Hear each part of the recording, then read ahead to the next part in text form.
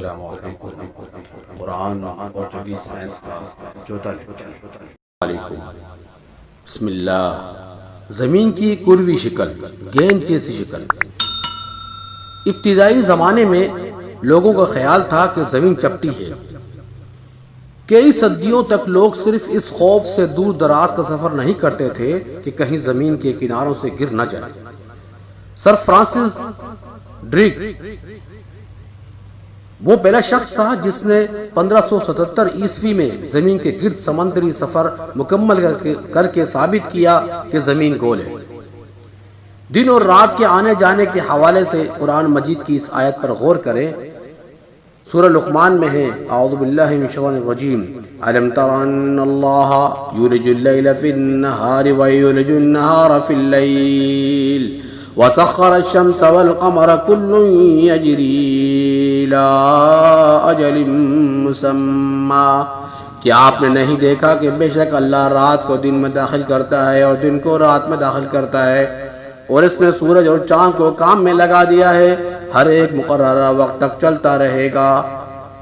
یعنی ایک دوسرے میں داخل ہونے سے یہاں مراد یہ ہے کہ رات کی آہستہ آہستہ مگر ایک تدریج سے دن میں اور دن کی رات میں تبدیلی اسی وقت ممکن ہے جب زمین کروی شکل کی ہو۔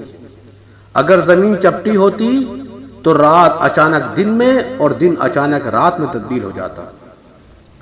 قرآن مجید کی درج ذیل سورہ زمر کی آیت زمین کی کروی شکل کی طرف اشارہ کرتی ہے۔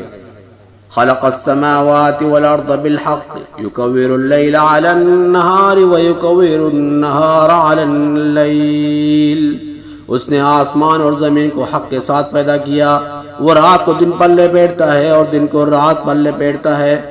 یہاں لفظ یکور استعمال ہوا ہے جس کا مطلب ہے اوپر چڑھا ہونا یا کینڈل بنانا ہے، بالکل ایسے جیسے پگڑی سر کے گرد لپٹتی جاتی ہے۔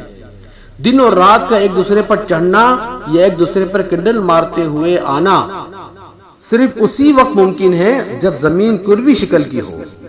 قرآن مجید کی درج ذیل آیت بھی زمین کی شکل کی وضاحت کرتی ہے۔ سورہ نازعات ہے، وَالْأَرْضَ بَعْدَ ذَلِكَ دَحَاهَا، اور اس نے اس کے بعد زمین کو بچھایا۔ یہاں زمین کو بچھانے کے لیے عربی لفظ دحاہا استعمال ہوا ہے۔ دحا کا معنی شتر مرغ کا انڈا بھی ہے۔ زمین کی کروی شکل اس سے مشابہت رکھتی ہے، جیسا کہ خط استوا کی نسبت قطبین پر قدر چپٹی ہے۔ پس قرآن زمین کی در شکل بیان کرتا ہے، حالانکہ جب یہ نازل ہوا تھا اس وقت عام نظریہ یہی تھا کہ زمین ہموار ہے۔